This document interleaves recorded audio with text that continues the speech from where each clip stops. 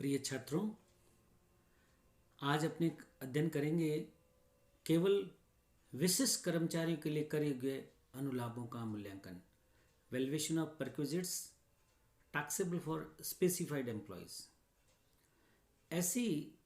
ऐसे अनुलाभ जो केवल विशिष्ट कर्मचारियों के लिए ही कर योग्य होंगे, उनका अध्ययन करेंगे। इसके अंतर्गत आता है कार की सुविधा का मूल्यांकन, वैल्यूएशन ऑफ मोटर कार, फरास, माली, चौकीदार अथवा निजी सहायक की सुविधा का मूल्यांकन, valuation of facility of sweeper, a gardener, a watchman और ए पर्सनल अटेंडेंट, गैस, बिजली अथवा पानी की सुविधा का मूल्यांकन, valuation of facility of gas, electricity और वाटर फैसिलिटी, निःशुल्क अथवा रियायती दर पर शिक्षा की सुविधा, वैल्यूएशन ऑफ फ्री और कंसेशनल एजुकेशन फैसिलिटी, यातायात की सुविधा, वैल्यूएशन ऑफ ट्रांसपोर्ट फैसिलिटी। अपन जो बात कर रहे हैं कि ये सुविधाएं कर योग्य है केवल स्पेसिफाइड एम्प्लॉयज, विशिष्ट कर्मचारी। तो बात आती है कि हम विशिष्ट कर्मचारी किसे कहेंगे। सबसे पहले हमें मीनिंग ऑफ स्पेसिफाइड एम्प्लॉय समझना होगा कि विशिष्ट कर्मचारी से क्या तात्पर्य है। एक ऐसा कर्मचारी जो निम्नलिखित 3 शर्तों में से कोई एक शर्त पूरी करता हो वह विशिष्ट कर्मचारी कहलाता है। जो हम 3 शर्तों का अध्ययन करेंगे उसमें से एनी वन, कोई एक शर्त की पूर्ति कर दे तो वो स्पेसिफाइड एम्प्लॉय कहलाएगा। फर्स्ट, वह कंपनी का संचालक हो अथवा एक कंपनी का ऐसा कर्मचारी जिसका कंपनी में सार्वजनिक हित हो, अर्थात उसके पास नियोक्ता कंपनी के कम से कम 20% या अधिक मताधिकार वाले अंश हो। इसका तात्पर्य है कि 20% वोटिंग पावर हो, उसके पास इक्विटी शेयर्स हो, तो उस स्थिति में भी वह इसका कर्मचारी विशिष्ट कर्मचारी कहलाएगा। तीसरी है, गत वर्ष मौद्रिक वेतन शीर्षक के अंतर्गत एक या अधिक नियोक्ताओं से मौद्रिक कर योग्य आय की राशि 50,000 रुपये से अधिक हो। मौद्रिक कर योग्य आय, टैक्सेबल इनकम जो है वो 50,000 से अधिक हो। और मॉनेटरी टैक्सेबल इनकम, अब बात आती है कि मौद्रिक कर योग्य आय की राशि 50,000 से अधिक हो से क्या तात्पर्य है। 50,000 से अधिक की गणना कैसे की जाए। 50,000 की गणना करते समय निम्नलिखित मौद्रिक भुगतानों के संबंध में कर योग्य राशियों को सम्मिलित किया जाता है। तो हम जो फॉलोइंग्स आइटम्स हैं उनको हम इसके अंतर्गत शामिल करेंगे। मूल वेतन यानी कि बेसिक सैलरी, बोनस एवं कमीशन, विभिन्न भत्तों की कर योग्य राशि परंतु मनोरंजन भत्ते की संपूर्ण राशि। बात आती है कि जो हमारे अलाउंसेज हैं उनमें जो टैक्सेबल पार्ट है वो इसके अंतर्गत शामिल होगा। Taxable amount of the allowances will be considered. मनोरंजन भत्ता, एंटरटेनमेंट अलाउंस की हम पूरी राशि शामिल करेंगे, बाद में उसकी डिडक्शन दे देंगे, इसलिए इसको एंटरटेनमेंट अलाउंस की कंप्लीट जो है अमाउंट को सम्मिलित करेंगे। Gratuity, pension, compensation, leave encashment की कर योग्य राशि, टैक्सेबल अमाउंट, हमें कर योग्य राशि यानी कि टैक्सेबल अमाउंट को इसमें सम्मिलित करना है। कर्मचारी के दायित्वों का नियोक्ता द्वारा भुगतान, ऐसे दायित्व जिनका भुगतान करने का दायित्व तो कर्मचारी का है लेकिन नियोक्ता स्वेच्छा से उनका भुगतान कर देता है, तो वो भी इसके अंतर्गत सम्मिलित किए जाएंगे। अब आता है चिकित्सा व्ययों की प्रतिपूर्ति का कर योग्य भाग, reimbursement of the medical expenditure, taxable जो शेयर है वो लेंगे। ट्रैवल असिस्टेंस, यात्रा सहायता की कर योग्य भाग टैक्सेबल। कर्मचारी के जीवन बीमा पॉलिसी का नियोक्ता द्वारा भुगतान, LIC premium paid by the employer जो है वो इसमें कंडीशन आती है। उपरोक्त राशियों की योग में से जो हमने ये पॉइंट्स लिए, इनमें से सबसे पहले हम क्या करेंगे, standard deductions as per norms, फिर entertainment allowance as per norms and employment tax वो हम घटा देंगे। उसके बाद जो अमाउंट आएगा, उसके बाद जो बची हुई राशि आएगी, शेष राशि 50,000 रुपये से अधिक है तो वो विशिष्ट कर्मचारी की श्रेणी में आएगा, अन्यथा नहीं आएगा। तो सबसे पहले तो हमें ये देखना होगा कि वह कर्मचारी स्पेसिफाइड है या नॉन स्पेसिफाइड है। स्पेसिफाइड होने पे ही, स्पेसिफाइड एम्प्लॉय होने पर ही उपरोक्त जो सुविधाएं हैं यानी कि परक्विजिट्स है वो टैक्सेबल होगी, अन्यथा नहीं होगी। अब स्पेसिफाइड एम्प्लॉयज़ के लिए जो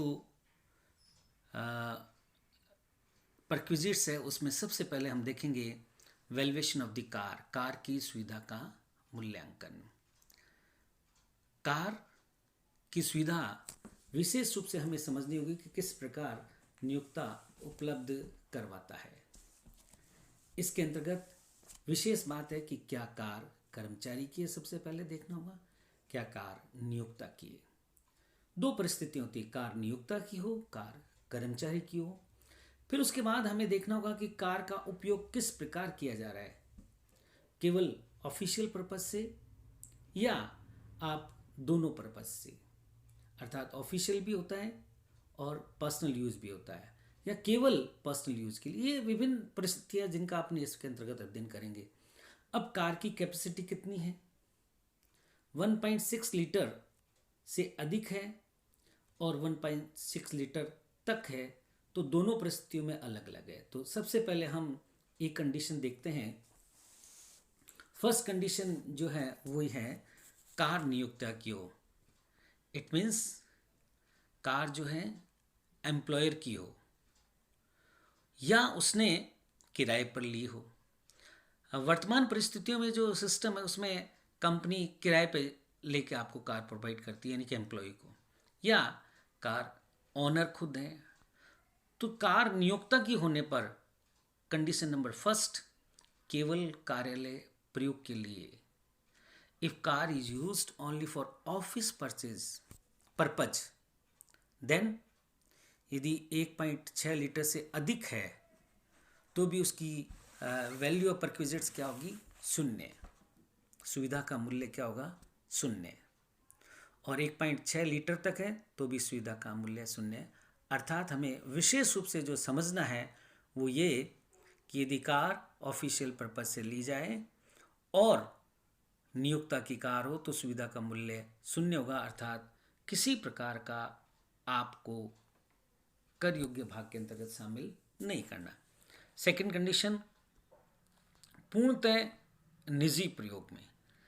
कार नियोक्ता की है, उसका उपयोग निजी प्रयोग में किया जा रहा है और समस्त खर्चे नियोक्ता वहन करे। All expenses relating to car borne by the employer.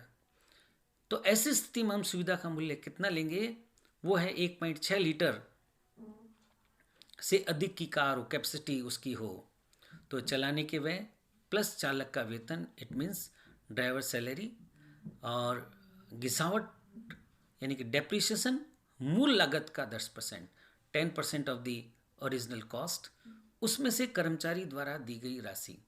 यदि कर्मचारी ने किसी प्रकार का अमाउंट का भुगतान किया है, किसी राशि का भुगतान किया तो वो घटा दिया जाएगा, शेष राशि सुविधा का मूल्य मानी जाएगी। यही सेम है 1.6 लीटर में तक में। अब आता है आंशिक रूप से निजी प्रयोग के लिए।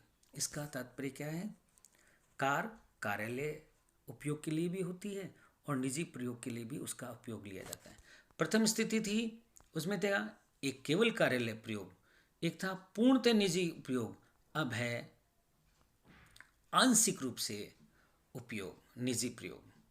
आंशिक रूप से में सबसे पहले फर्स्ट कंडीशन आती है, समस्त खर्चे नियोक्ता वहन करे। All expenses are borne by the employer. तो 1.6 लीटर तक की कैपेसिटी, 1.6 लीटर से अधिक कैपेसिटी की कार है तो 2,400 रुपये प्रति माह सुविधा का मूल्य, 1.6 लीटर तक है तो 1,800 रुपये प्रति माह। यदि निजी एक्सपेंसेस जो है, प्रयोग के खर्चे जो हैं कर्मचारी वहन स्वयं करता है, तो उस स्थिति में 1.6 लीटर तक 900 रुपये और 1.6 लीटर से तक 600 और 1.6 लीटर से अधिक होने पर, कैपेसिटी होने पर 900 रुपये प्रति माह सुविधा का मूल्य। बात ही आती है इसमें जो समझने की विशेष रूप से कि आपको 1.6 लीटर कैपेसिटी है उसको ध्यान में रखना है। अब दोनों ही परिस्थितियों में, चाहे समस्त खर्चे नियोक्ता वहन करे या निजी प्रयोग के खर्चे कर्मचारी वहन करे, दोनों ही परिस्थितियों में यदि ड्राइवर की फैसिलिटी उपलब्ध करवाई जाती है नियोक्ता द्वारा, तो वो 900 रुपये प्रति माह कर्मचारी के वेतन के अंतर्गत यानी कि अनुलाभ की सुविधा के अंतर्गत शामिल किया जाएगा। पहली जो कंडीशन थी वो ये थी कि कार नियोक्ता की थी। अब कर्मचारी ये कहता है साहब मुझे कार नहीं चाहिए, कार तो मेरे पास खुद के पास है। तो एम्प्लॉयर उस कंडीशन में क्या सुविधा दे सकता है कर्मचारी को? वो कहता है हम आपको इसके खर्चों का भुगतान कर देंगे।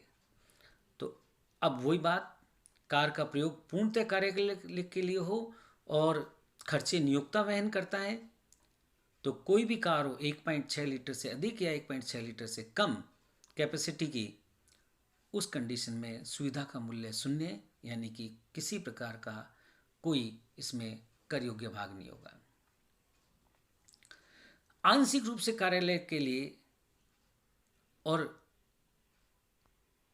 उसका खर्चे नियोक्ता वहन करें तो चालक की सुविधा नहीं होने पर, यानी कि ड्राइवर की फैसिलिटी नहीं है, तो नियोक्ता ने जितना व्यय किया उसमें से 2400 रुपये प्रति माह घटा दीजिए। 1.6 लीटर कैपेसिटी से अधिक होने पर, यदि 1.6 लीटर कैपेसिटी तक की कार है तो नियोक्ता का व्यय -1800 रुपये प्रति माह घटा दीजिए। चालक की सुविधा हो तो उसी स्थिति में नियोक्ता का व्यय -3300 रुपये प्रति माह 1.6 लीटर कैपेसिटी से अधिक कार होने पर, और 1.6 लीटर तक की कैपेसिटी की कार होने पर नियोक्ता का व्यय -2700 रुपये प्रति माह घटा दिया जाएगा। अब बात आती है कि कार, दोनों स्थिति में हमने देखा कार एक तो नियोक्ता की है, एक कर्मचारी की है, और उसमें विभिन्न स्थितियां हैं, केवल कार्यालय प्रयोग के लिए, केवल आंशिक रूप से प्रयोग के लिए, पूर्णतः निजी प्रयोग के लिए। अब बात आती है कि कार ही नहीं है, कर्मचारी का अन्य वाहन हो, खर्चे नियोक्ता वहन करे। अब कार नहीं, अन्य पूर्णतः कार्यालय प्रयोग के लिए है तो सुविधा का मूल्य शून्य, यानी कि किसी प्रकार का कोई आपको टैक्स नहीं देना। आंशिक रूप से कार्यालय के लिए प्रयोग अन्य वाहन है तो नियोक्ता का व्यय -900 रुपये प्रति माह तक उसमें से आप घटाएंगे, शेष राशि सुविधा का मूल्य यानी कि अनुलाभ का मूल्य माना जाएगा। अब परिस्थिति नई आ गई, कंडीशंस। एक से अधिक कारों का आंशिक रूप से निजी प्रयोग, चालक या बिना चालक, एक से अधिक कार हैं आपके पास का आंशिक रूप से निजी प्रयोग, यानी कि अभी तक तो था एक कार, अब एक से अधिक कारें हैं। एक कार का मूल्यांकन चालक सहित 2400 रुपये प्लस 900 रुपये प्रति माह, यदि कार की कैपेसिटी 1.6 लीटर से अधिक है और 1.6 लीटर तक है तो 1800 रुपये प्लस 900 रुपये प्रति माह चालक सहित। बिना चालक के 2400 रुपये, यानी कि चालक मीन्स ड्राइवर के 2400 रुपये प्रति माह 1.6 लीटर कैपेसिटी तक, और 1800 रुपये जो है 1.6 लीटर तक। 2400 रुपये है 1.6 लीटर से अधिक कैपेसिटी, और 1800 रुपये प्रति माह है 1.6 लीटर तक। विशेष रूप से जो बात समझनी कि कुछ कंपनियां एक से अधिक कारों का आंशिक रूप से निजी प्रयोग करने की सुविधा प्रदान करती है। शेष कारें निजी उपयोग में आई है तो ये मानकर जो पहले मूल्यांकन अपने 1B के तहत किया था उसी प्रकार किया जाएगा। घर से कार्यालय, कार्यालय से घर यदि कार की सुविधा दी जाती है तो वो अनुलाभ का मूल्य नहीं माना जाएगा, यानी कि कर योग्य नहीं होगा।